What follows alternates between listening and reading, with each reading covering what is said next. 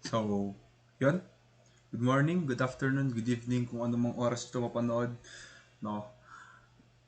So, nung nakarang lesson po natin, it's around in moment area method, which says that when cantilever beams po, no, the slope and deflection of the point of the location of fixed is zero. So, kapag cantilever beam, meron siyang fixed support, in which doon sa fixed support na yon, no, zero yung slope mo, zero din yung deflection mo doon. No? Therefore, the deviation of any point with respect to the tangent line drawn from the location of fixed support, no?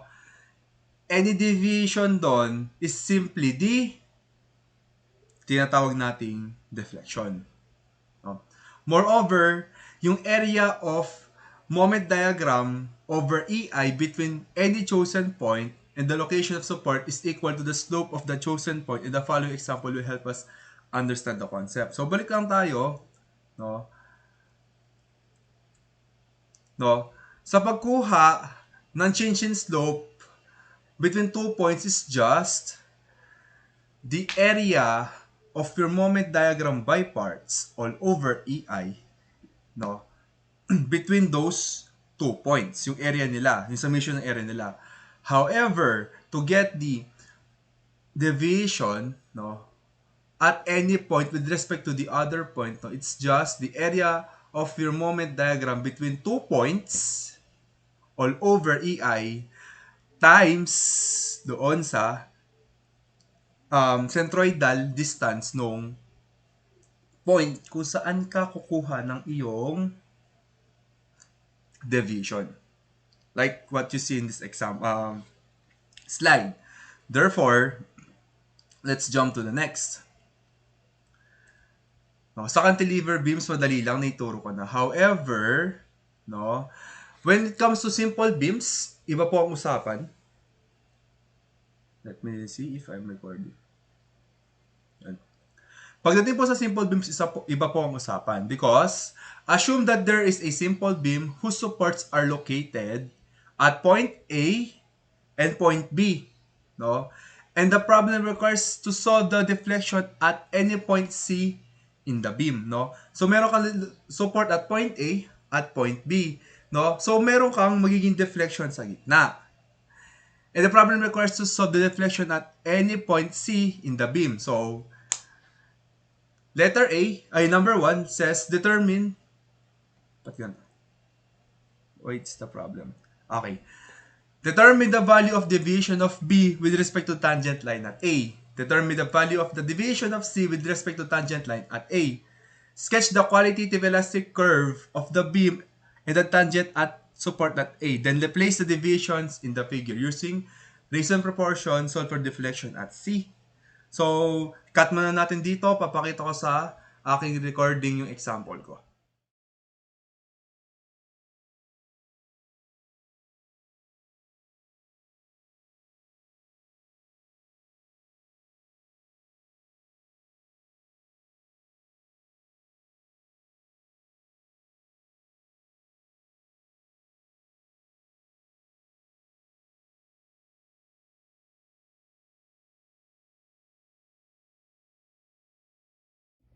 So for this example, no, let's explain the theorem behind moment area method in simple beam. So sabi, number 1, determine the value of deviation of B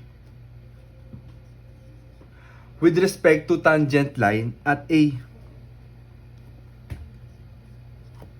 Now, kukuha tayo ng deviation natin at point B using, no, moment area method. So therefore, i-drawing mo muna. First, sketch, no? Always sketch your elastic curve. Alamin mo paano magde-deflect yung iyong beam, no? And you have this one. After that,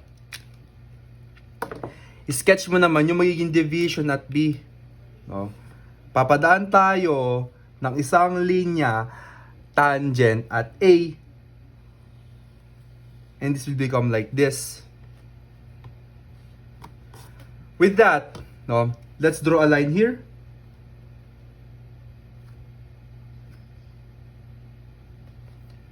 And now, this is your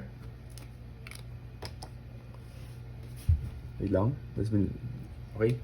This is your deviation at B with respect to A. No? That's the first step. Second step, determine the value of deviation of C with respect to tangent line at A. The next step was this. You will choose a point, let's say in the middle part. I want to get the highest or the midspan deflection. In our case, which is simple beams po tayo, no? Let's say this is point C. No? I will say that this is point C and this L naman, ito po yung length niya. This point was point C. If babalikan po natin yung definition ng deviation, deviation is the length of a point in your elastic curve to the point in the tangent line kung saan siya nagmula. Therefore, this is your deviation at C with respect to A. Now, when we say deviation, di ba?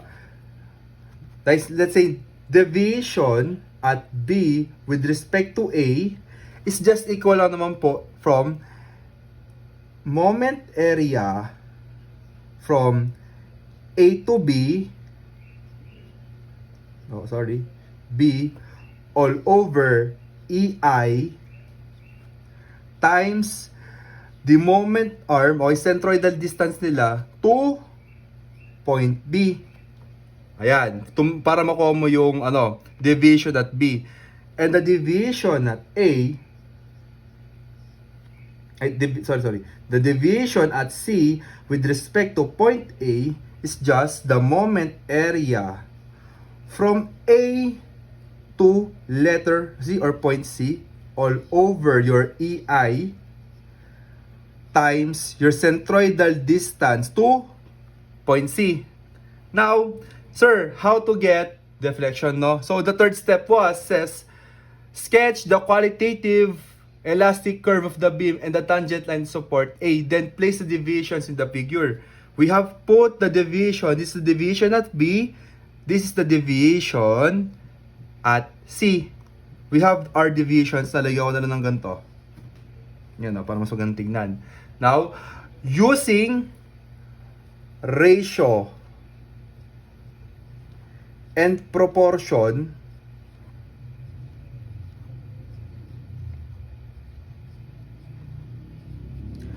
we can solve the deflection at C. So, such as,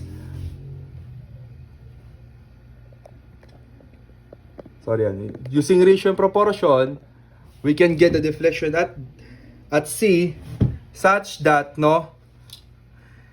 eto si deviation mo, lalagay mo dito yung deflection mo at C. Ratio proportion tayo. Deviation at B with respect to A, ito yung height niya, di ba? Yun yung height niya sa kabila. Ayusin ko lang.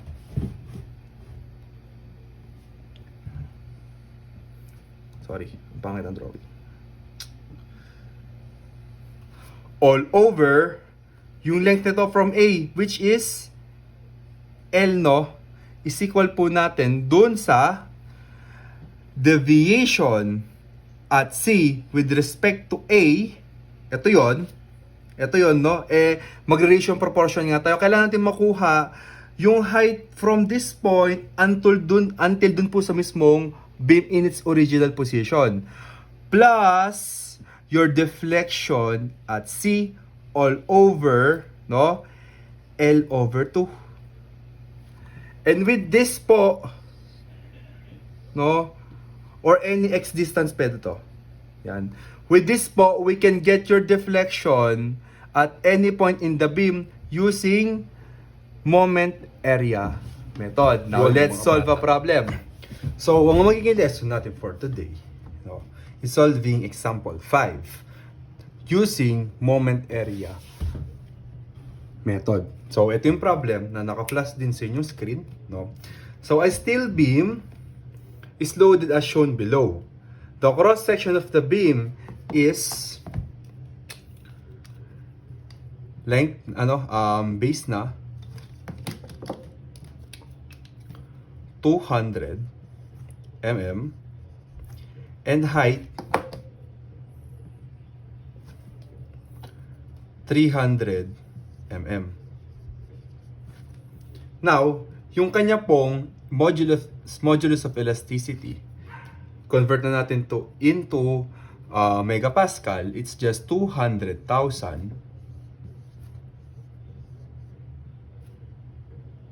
megapascal. So, ang sabi, pinapahanap sa atin, number 1, determine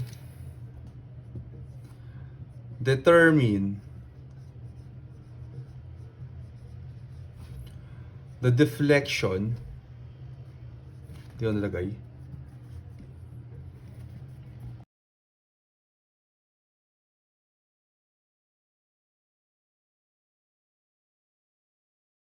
At B. So si B natin at this point is 2 meters from your left support. So ayusin ko lang ang aking camera. Set up natin mabuti. So how to solve that? No? Delete ko na to. Siyempre sinulat ko lang. To solve that po, unang natin gagawin is draw your elastic curve. Draw elastic curve. So when you draw your elastic curve, no, elastic curve ay yung pina-OA lang po na itsura ng iyong deflection such that magiging ganito po yung kanyang itsura. Ayan. OA lang.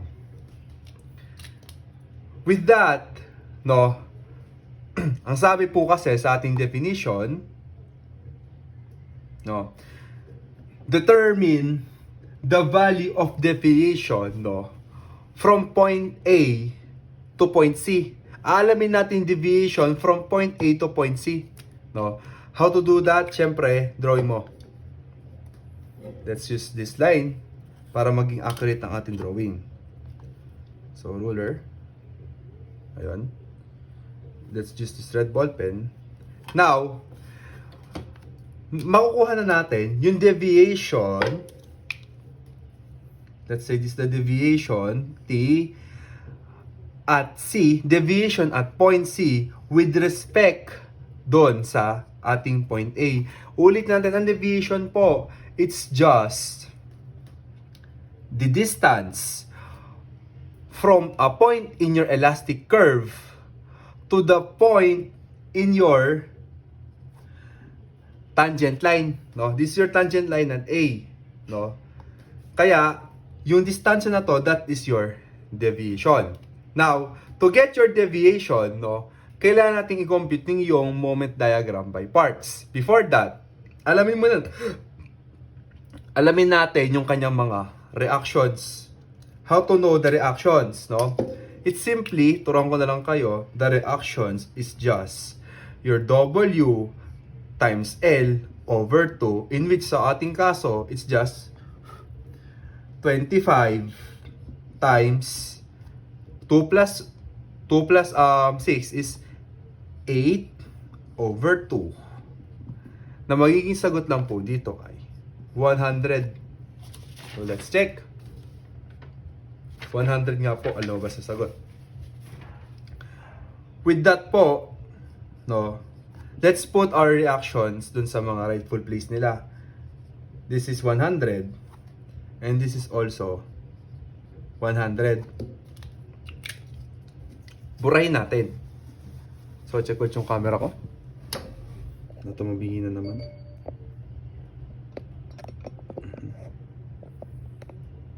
Ayan.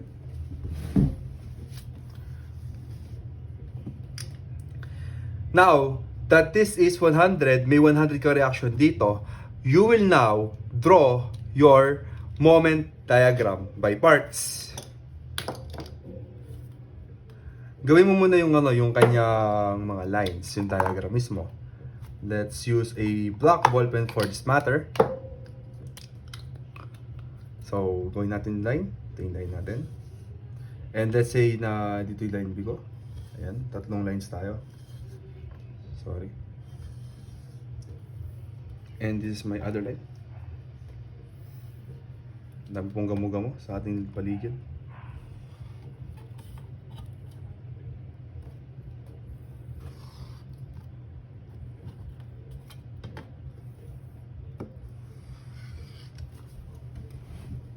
Bingi. Hindi. Isinan po natin yung ating camera. For now. Ayan. Gitna.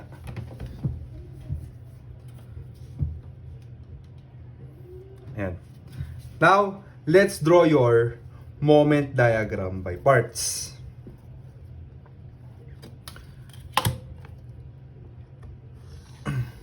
Sa kaso po na to, let's assume that your fixed point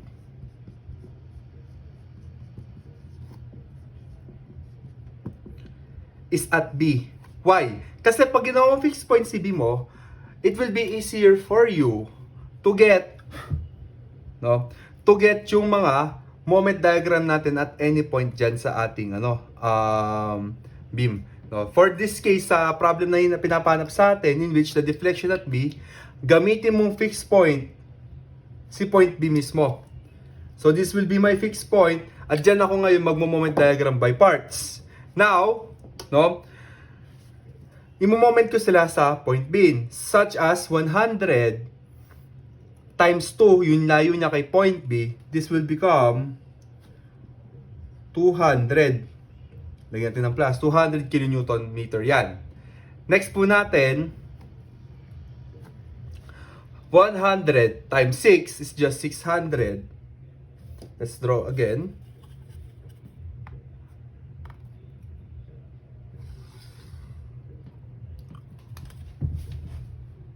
Ayan. And this will become plus 600. No? Positive values. And alam po natin, kapag concentrated load yan ay first degree. First degree din yan sa baba. Now, for our next part, let's draw naman po itong ating uniformly distributed load. Now, to draw that, hatiin mo siya sa gitna. Dito sa part na to, meron niyang length na 2 meters with a load na 25 kN per meter pa din. Ayan o.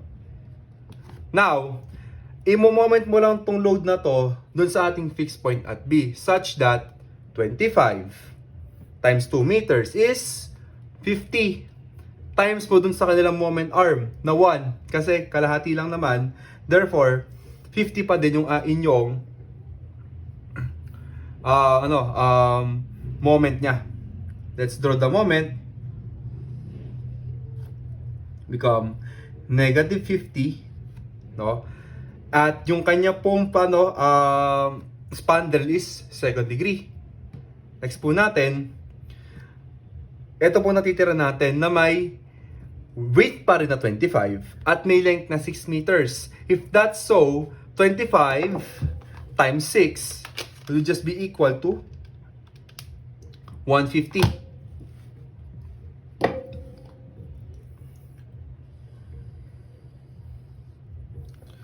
So this is 150, negative 150 yan, with a second degree curve, spandrel.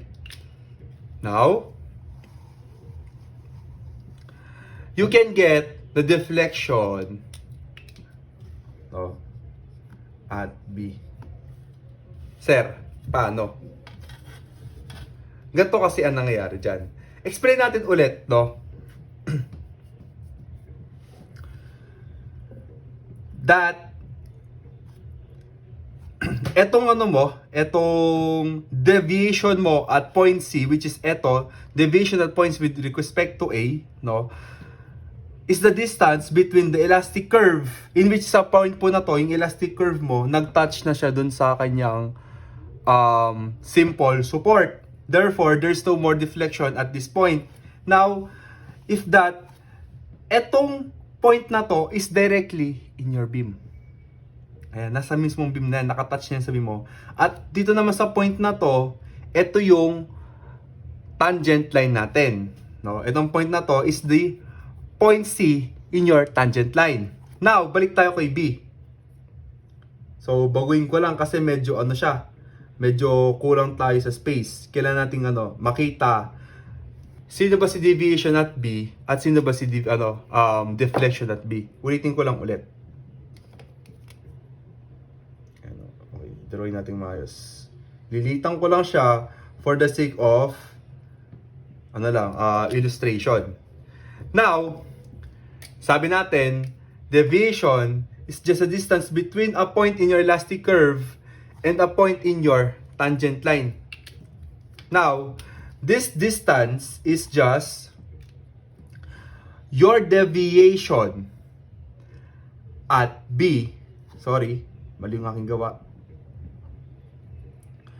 Your deviation at B with respect to point A or tangent at A.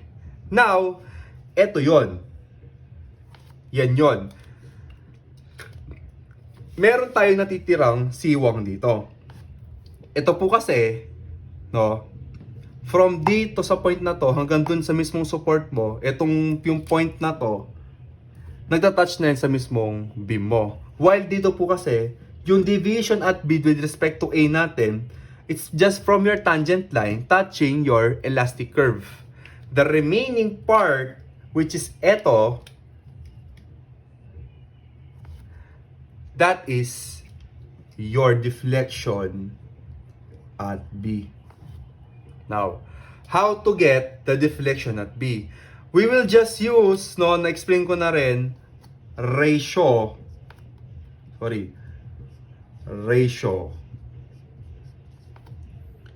and proportion.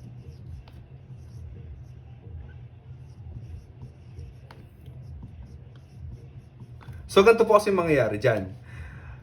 There will be two similar triangles at this point. Ayan, pakita ko yung proportion. Camera.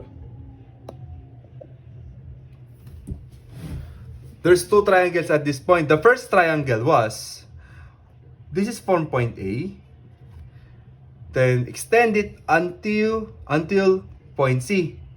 Now, this is your tangent line, right?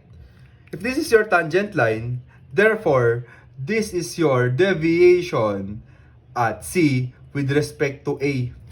But that's not the same case with comes to Rex to B. No? This is your tangent. This is your point A. This is your point B. No? Let's make a line extending both. Sorry, the camera is a problem for me. Kasi lahat ay recorded.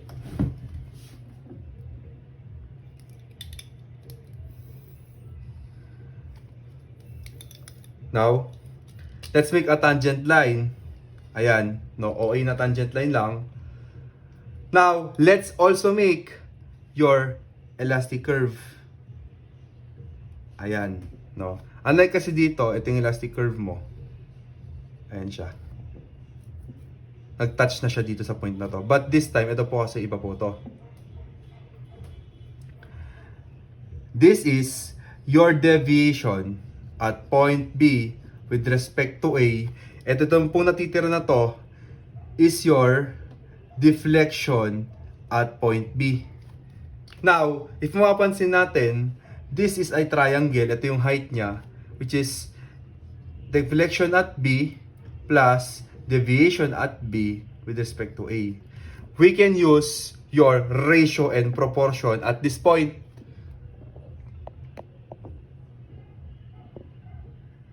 How po?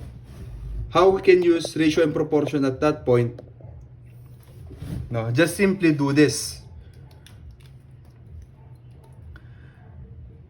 Deviation at C with respect to A all over the length of your beam from point A to point C, in which it is 6 plus 2, 8 meters, equal to your deviation at point B with respect to point A plus your deflection at B with respect to, no, di ba na, yung length niya is 2 meters from the left support. Now, balik tayo sa ating moment area diagram, ay sa moment area method, no? So, it's safe to say that I can delete the upper side.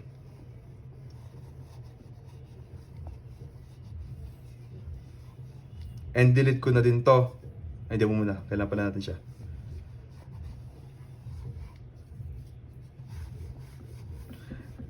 I'll just put them here. Your deviation at C with respect to A all over 8 meters is equal po natin kay deviation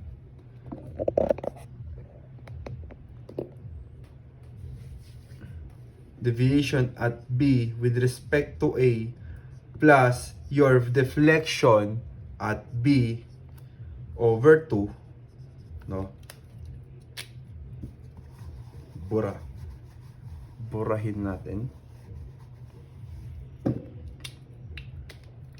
Now, if this is the case, alam po natin that the deviation at C with respect to A is just equal to the moment area from point A to point C, no, all over EI, no, is times your x bar or your centroidal distance to point C kung saan ka kumukuha ng iyong deviation. So, let's solve for it.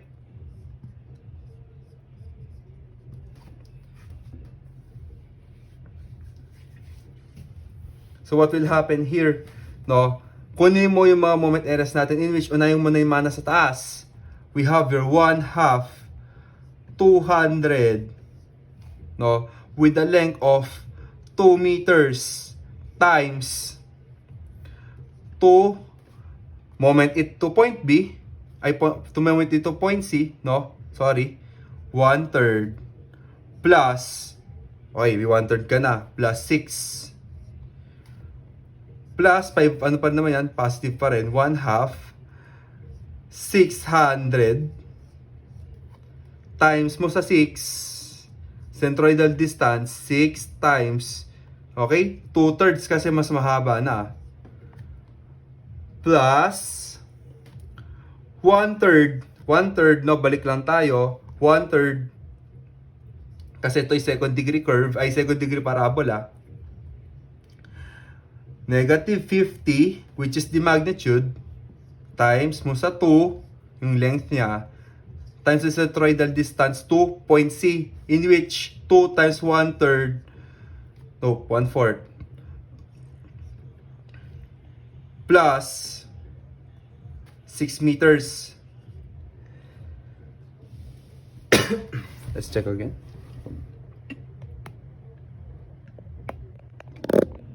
Sorry.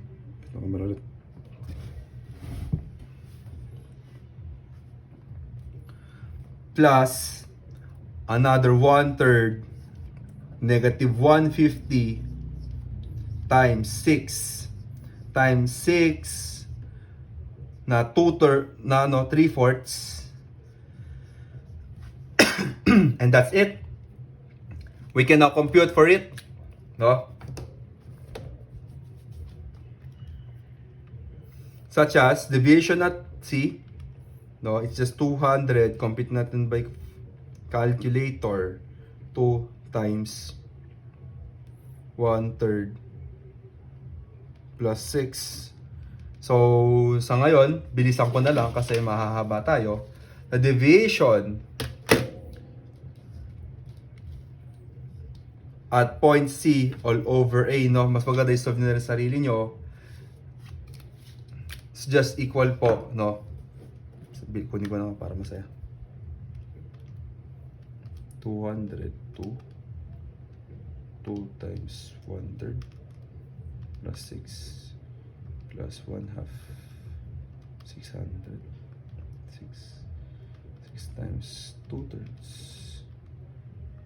plus 1/3 negative 50 2 times 1/4 plus 6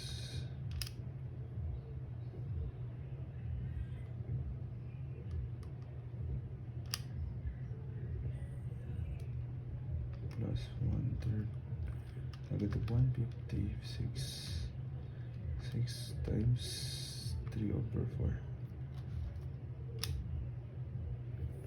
So their final value is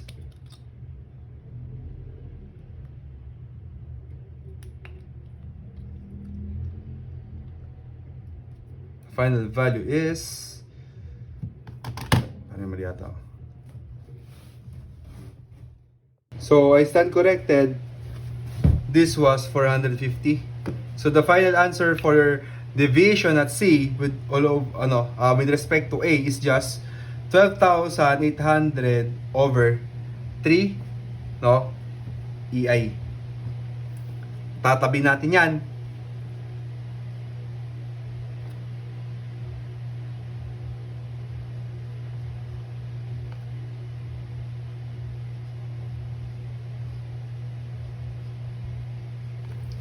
Tabi muna natin. Now, let's solve for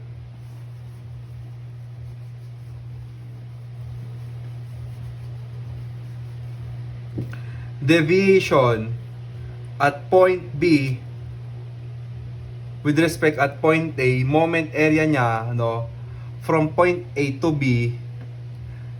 Kukunin mo yung centroidal distance nila to point B. So, therefore, let's get it. Deviation at B with respect to A is just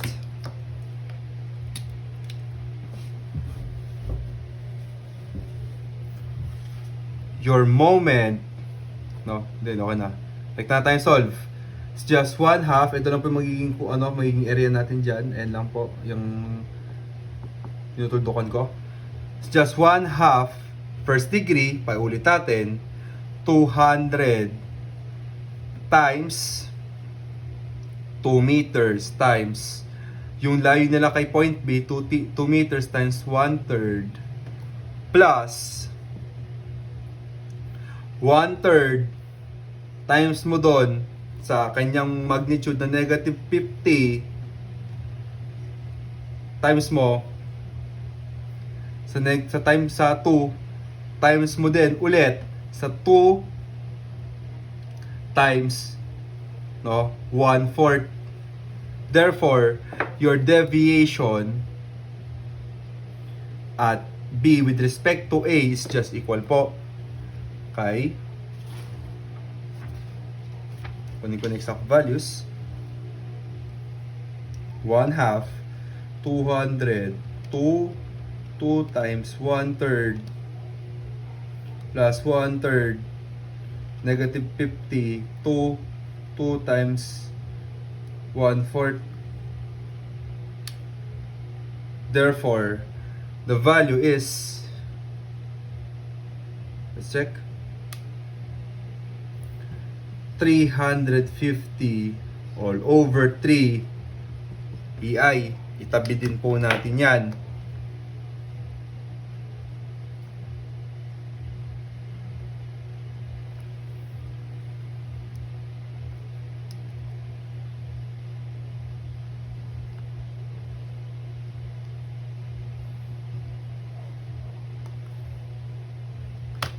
Now, let's solve for deflection at B. So, deflection at B, you can solve it using ratio and proportion, such as, balik yung ratio and proportion natin, your T C over A, na may 8 meters na haba yan from your point A, is equal po sa height niya na deviation at B with respect to A plus the deflection at B all over 2 meters. Now, for this case, we will solve for your flexural rigidity. So, for your flexural rigidity is just 200,000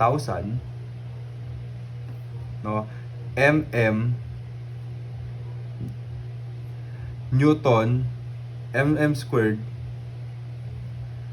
times dun sa kanyang inertial moment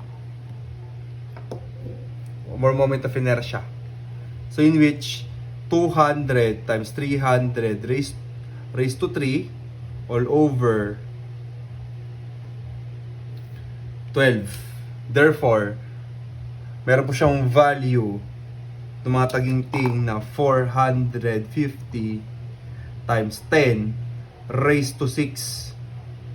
And so, baguhin natin dahil masyadong nakain yung space.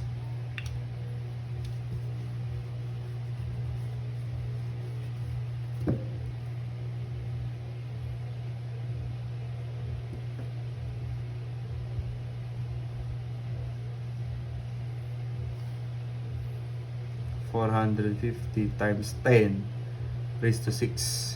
If you multiply those both, it will become 9 times 10 raised to 13. That's how big it is, no?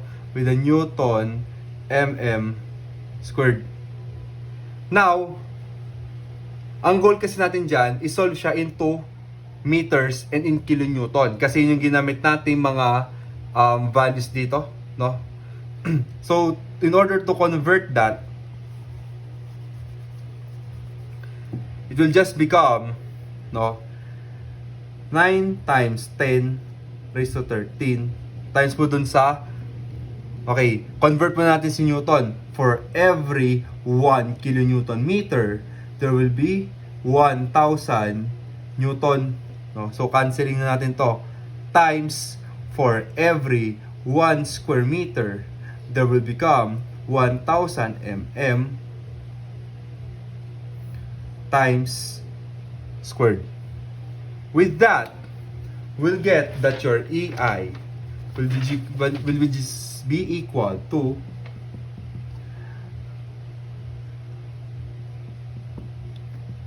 90,000 kilonewton meter squared.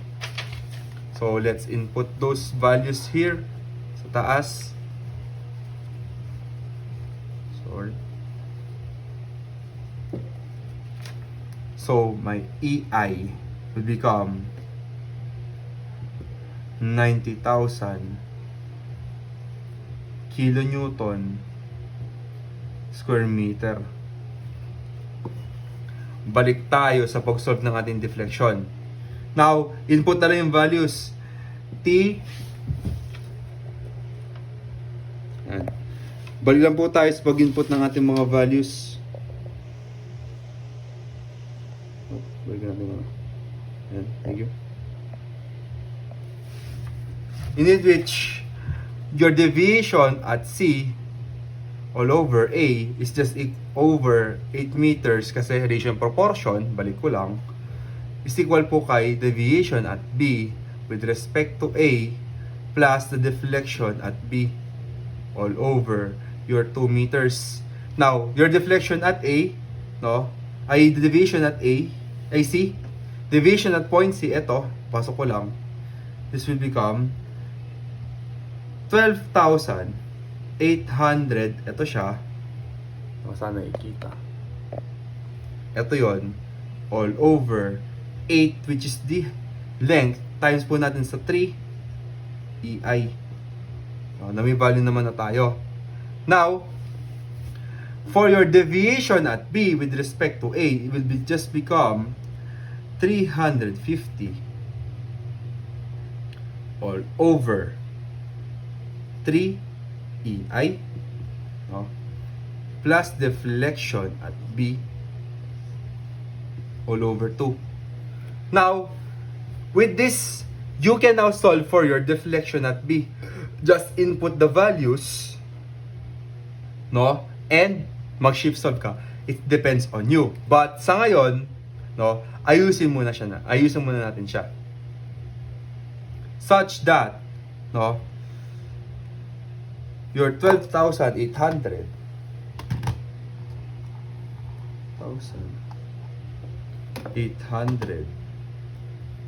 8 times 3 will just become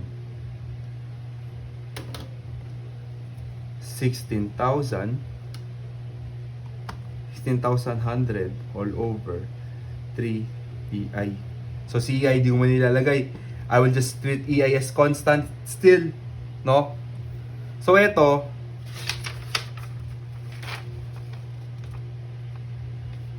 wait lang.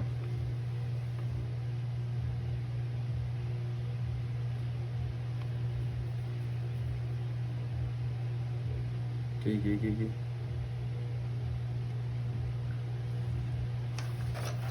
it will become 353, napunta lang siya doon, no? Nabaliktad lang, EI, plus deviation at B, 2 meters. So the deflection at B at this time, ito, ilipat mo lang dito, magma-minus sila, no? Ang magiging final na sagot po natin dyan will be 10 point, hindi, ano natin ano, 0.01055 or 10.56 mm. So this pala is in meters pala to.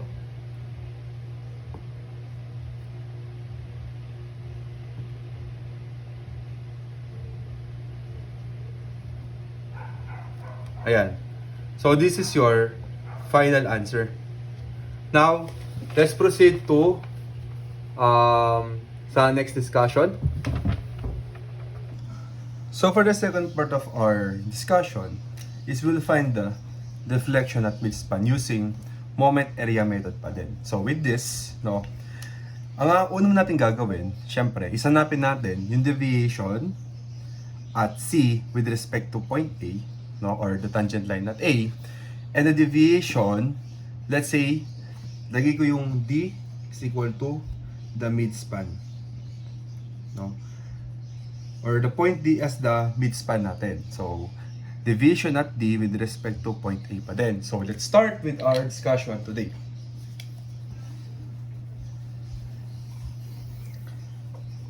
So in order to get, no, yung deviation at C with respect to A, ulitin lang po natin, it's just the moment area from point A to C all over EI, no, times dun sa X bar niya or the centroidal distance to point C. With that, moment area, so unahin natin na sa taas. First degree, so it's just 1/2. Base natin is 4. Yung height natin is 400. Times dun sa kanyang centroidal distance, in which, ito po, it's just your 4 times, syempre, mas malaki itong, ito yung mas malaki area going here dun sa point C natin. It's just 1/3 plus 4. Another, just 1/2. Ito na tayo. 4 times 400 pa din po. No? 4 times, okay, 2/3 na lang yan. No? Plus, okay, dito sa baba. Since ito ay isang downward na uniformly distributed load, therefore, this po are your second degree spandrel. If second degree spandrel yan, ang kanila pong area is just 1/3 ng base times height natin. So your base is 4, your height is -200, and yung layo neto is just same lang dito, no? But ang gagamit natin is just 4 times, no, alam po natin yung formula, balikan na lang po natin yon, no, for the centroidal distance, just 1/4 plus yung 4 na layo neto. Again, repeat, no, but this time 4 times 3/4.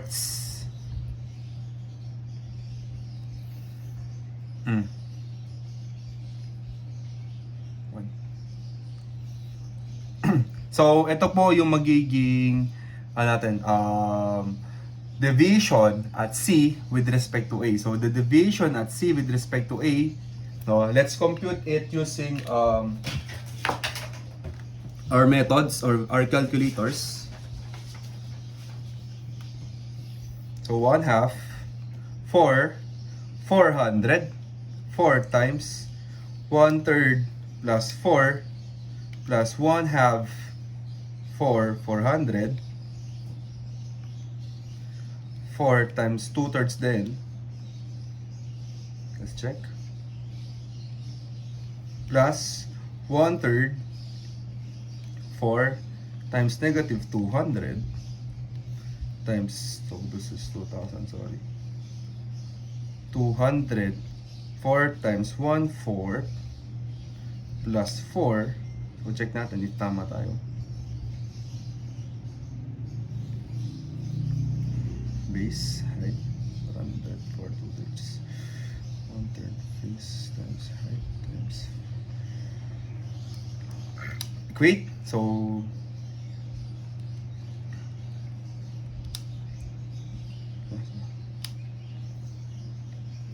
plus 1/3 base na 4, height na negative 200 pa din, 4 times 2, no, 3/4. So if that's the case, ang magiging sagot po natin ay still 12,803 EI. So kahit anong mangyari, no, napatunayan natin yung deviation at C, kahit na nasa gitna yung ginawa nating fixed point, no? Kasi dito, if gagawin natin fixed point si B, maliligaw tayo. Ang ginawa nating fixed point is C, midspan o si D. Diyan. So therefore, hindi ka na magka-cut-cut pa, it will make your life easier. So if that's the case, iput natin, ilagay sa gilid si deviation at C with respect to A na equal pa rin po kay 12,803 EI. Yan. Nothing changes kahit na nagbago yung kanyang moment diagram. So next,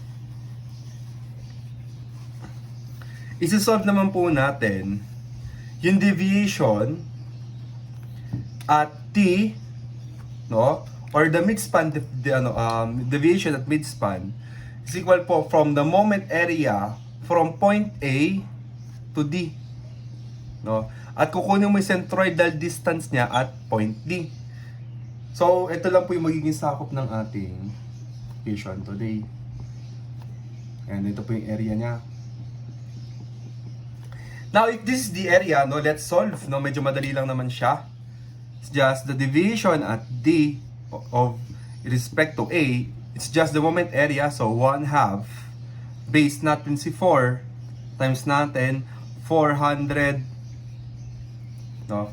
Then centroidal distance is just 4 times mo dun sa 1/3 plus 1/3. No? Base natin si 4. Tapos, yung kanyang height po is negative 200 times 4 times dun sa kanya pong centroidal distance na 1/4. Therefore, your TD over A or the deflection or your deviation at D with respect to A is just equal lang po, no? Solve natin. So, 1/4, 400. 4 times 1/3 plus 1/3, 4 negative 200, 4 times 1/4. So in this case po, 800 ang naging natin, 800 over EI yung kanyang deviation at D with respect to A. Now, let's put it in here. No? Deviation at D with respect to A is just equal lang po kay 800 EI. Now, to get your deflection at D, no, alam po natin na si deviation at C with respect to point D, which is eto, there's no deflection there. Kaya, yung distance na to is just simply the deviation. There's no deflection kasi. Nasa support tayo. While, dito naman po sa area na to, no, meron tayong deviation, which is eto. Let me use my red ball pen. This is the deviation. And this is deflection. No? We will apply similar triangles in this, no? So, unahin natin, ratio and proportion tayo. Your deviation at C with respect to A, no, which is eto yon. Tapos yung kanyang base is 8 meters. Times po natin the deviation at D with respect to A plus the deflection at D is all over 4. If that's the case, no, tara ipasok natin yung mga formulas natin. So therefore, this will become 1 to 800. Tapos, itong 3 na dito, mapupunta lang yan sa baba. So this will become 3 times 8 EI. Meron tayong EI dito na constant. Ayan. Let's just put EI there. Is equal po natin kay TD. So, ilipat ko na, no? So, this will become TD, which is 800, for EI, kasi nilipat ko siya doon, plus the deviation, the deflection at T. Ayan po. No? The deflection at D is all over 4 pa rin. So, if that's the case, no, we can now shift solve na lang. But for now, let's do the hard part. It's just the 4D, 4D to. Lipat ko dun sa kabila. It's just 1 to 800. 3 times 4, 3 times 8 become 24. EI minus 800 for EI. With this, we can now just shift solve na lang. So, lagay ko dito sa x all over 4 is equal po natin kay 1,824, no, 90,000 minus 800 all over 4 times 90,000.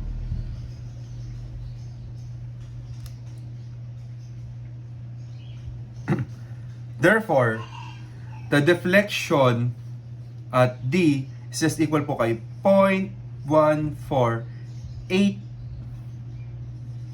meters, or times natin ng 1,000 yan, it will become